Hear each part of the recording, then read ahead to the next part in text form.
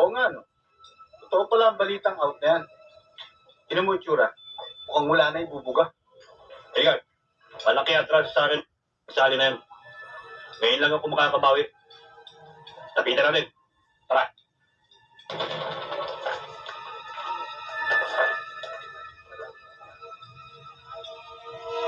Ano ba, Kapitan?